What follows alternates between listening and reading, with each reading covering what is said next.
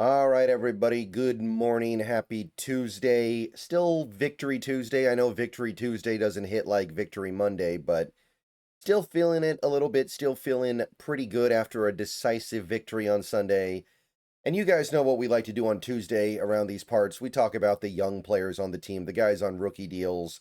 We talk about the guys who are still on those cheap initial contracts and what are we getting out of them.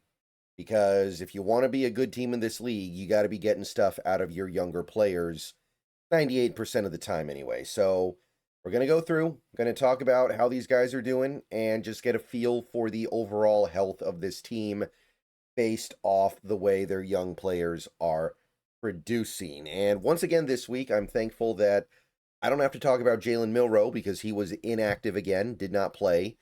So we're skipping right over that into the running backs. First, though, let me tell you about Sleeper.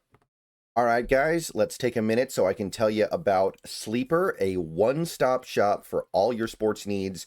You can celebrate and chat on sports games in real time with other users. You can get the fastest scores, blazing fast sports news and sports alerts right at your fingertips. And of course, you can use Sleeper to play in fantasy leagues and win real money on picks contests. This is the way sports were meant to be enjoyed together. So download Sleeper today. Use promo code SBN to get up to a $100 match on your first deposit. And you can pair that with another promo they have right now where you can get a $20 entry free with no deposit required. So get both of those things going. Terms and conditions apply. See Sleeper's terms of use for details. Currently operational in over 25 states and growing. So check out Sleeper today, get to it, and go have some fun with sports this year. All right, so running backs, K9 and Charbonnet were both effective on Sunday. Charbonnet gets the touchdown, of course. Starts to kind of even out his numbers a little bit, although still overall pretty inefficient. And Walker up over 600 yards from scrimmage on the year. By PFF, he's a top 6 running back in the league right now, so they like him a lot. And then you got George Holani, who had the best game of his career. Now, that's not saying a whole lot yet, but first career offensive touchdown, first meaningful carries in the NFL, I guess we'll say. And Robbie Oots played some as well. There's not much to say. I think he's doing fine. Not going to go over the top with it, but he's doing fine. And look, it's been a little bit of tough sledding, but Walker is currently well on pace to have over 1,000 yards from scrimmage this year, and Charbonnet is well on pace to give you 10 touchdowns, probably more. So it's not bad.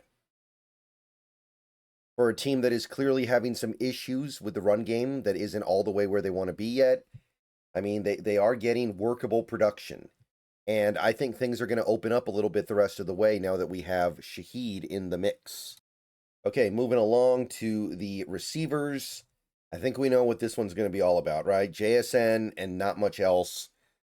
We didn't do a lot of passing on Sunday, quite simply. I think we had 10 completed passes, and 5 of those completed passes were to JSN. Almost another 100 yards, another touchdown. He's still on pace to be the best receiver in the league by a mile in terms of all reasonable metrics.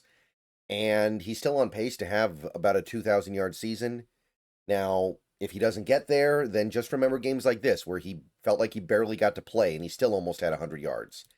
93.1 PFF grade, hard to beat. Horton didn't play, Bobo didn't play. AJ Barner did his barnyard push twice for 3 yards. That's it. I do appreciate the barnyard push stuff, though. I don't want to diminish that. That's very nice. Arroyo had 1 catch for 5 yards. Not much to say. Didn't play a ton. That's it for the receivers. Let me tell you guys about a little something cool regarding some Seahawks art and a charity. Be right back.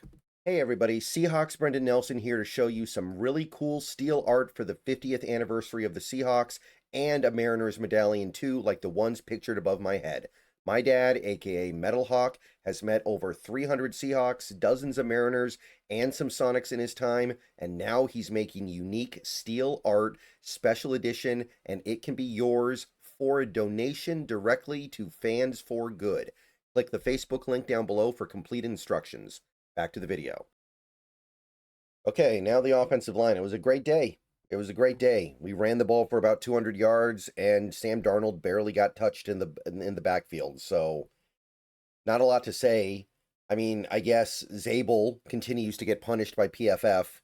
PFF thinks he's a worse player than Anthony Bradford so far this year. I'm going to say that they're probably incorrect on that assessment, but I would really like to know how they get there because it doesn't make a lot of sense to me. Anyway, though, Charles Cross, clean game, 75.7. Get that man extended this offseason. Ray Zabel, no penalties, no pressures, somehow still gets no love. Sundal was not graded terribly well in this game, wasn't terrible, but back down to a 60.3. Anthony Bradford, really good game, still just kind of chipping away at his early season struggles. 50.8. I mean, look, if he plays the way he played on Sunday, the rest of the year, we got no problem, but we got a ways to go before we can even consider trying to trust him. And Oluwatimi did have a penalty, and he did have the fumble, but was actually graded really well despite both of those things, especially his run blocking. So understand that if Oluwatimi's our center for the next few weeks, yeah, we're losing something. We're also gaining something. I don't know if it's worth it, but there is a clear silver lining here, and I don't want to overlook that. Defensively, Byron Murphy played a really good game, but didn't actually put up any box score stats, so he's still stuck on 33 tackles. Was very active. He just didn't finish the job. And look, honestly, when we drafted Byron Murphy, one thing that I said about him was he wasn't really a finisher. He wasn't somebody that was going to finish the play. He was somebody that would set up the play for other players. Murphy has honestly been better at finishing the job this year than I ever expected him to be. So there are going to be games like this. I think it is in his nature to be more of a disruptor and have other people finish the job. And Monday was a day like that. Mike Morris, couple of tackles for him. I thought he played fairly well. He's a guy who might be worth keeping around as long as you can do so cheaply, and I imagine he will. But the versatility he provides as a workable edge player and a down lineman is valuable in this league. So I like what he's providing. Linebacker, we got Tyrese Knight with the game of his life, right? I think it was like, if you just want to be numerical about it, yeah, 8 tackles, 3 for loss, including 2 sacks that forced fumbles. Can't beat that. 73.3 now. Now, there are still some issues here, and I think those issues are going to persist until the end of the year, but I think a game like that does remind you that he has the opportunity to be really good for you next year and going forward. He spoke a little bit over the last few days about how the injury that he had in the offseason really kind of set him back on this season, so I'm not out on him yet. Drake Thomas, good game by him, right? I know PFF was not kind, but 6 tackles, made plays in the backfield, doing stuff in coverage. Not necessarily this game, but overall, he's been one of the best playmaking linebackers in football. I think there's some down-to-down stuff, the like basic run defense stuff that isn't great with him, but even that's been better than I thought. So we're heading in the right direction for sure. I like it. And I think it will get it done for the rest of the year. I'm still a little bit nervous about some parts of it, mostly that we have very little depth, but it seems like this is working for the time being, and that's something to appreciate. Edge rusher, Boye Mafe, first sack of the season. Derek Hall had like a tackle, and both guys are playing fairly well, but we're just not seeing that acceleration to being anything close to a star. Like, I thought Boye Mafe might have one last push into star territory this year. It's not happening, and it's probably not happening ever. So he is what he is, good player. There was a rumor over the week that the Chiefs made a big push for him at the deadline, and Seattle decided to keep him. Probably didn't offer very much for him, honestly, so I support keeping him, but we got to understand what this is at this point. This is not even a George Karlaftis level player. And Derek Hall, I mean, I like his development, but here we are after 9 games, no sacks. It's kind of getting a little bit weird. I feel bad for them because I think their play is better than their numbers, but The numbers are the numbers, and it's hard to get paid as an edge rusher when you're not collecting sacks. Cornerback. I got great news here. I think all three guys played really well. Woolen, it was very evident from watching that game how good he played. Picked up some tackles, broke up 2 passes. PFF grade jumped. I know he's still got work to do, but he's on his way. 58.7. Hey, given where we started, that's good. Witherspoon had a good game. You didn't notice him that much out there, but he's a corner. That's good. I think he had like 4 tackles or something, and they're not attacking him very much in coverage, man. And Pritchett, that was a career-altering game maybe, because I think most people were kind of ready for Pritchett to not be on this team after this season.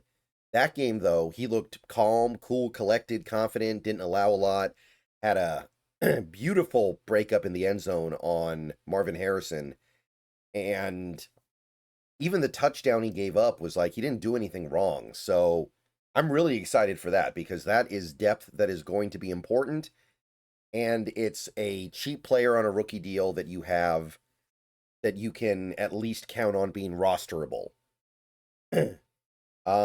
Safety to wrap things up, Kobe Bryant, really good game. Did a lot of good stuff in run support, broke up a pass. I think he had like 5 tackles, 6. And Eamon Wari, it was an up and down game, don't get me wrong. I know he gave up a lot in coverage, but he also had 4 pass breakups. So he's a 21-year-old rookie who missed already part of his rookie year with an injury. I'm totally willing to take the good with the bad. So no problem there. Still loving his development, even though I'm acknowledging the fact that, yeah, maybe it was a little more bumpy than we thought, but a lot of it was garbage time. So Eamon Wari still doing his thing. And yeah, we're getting great stuff out of these young players, guys. So see you guys later. More videos coming soon. Go Hawks. Let me know what you think. More stuff soon.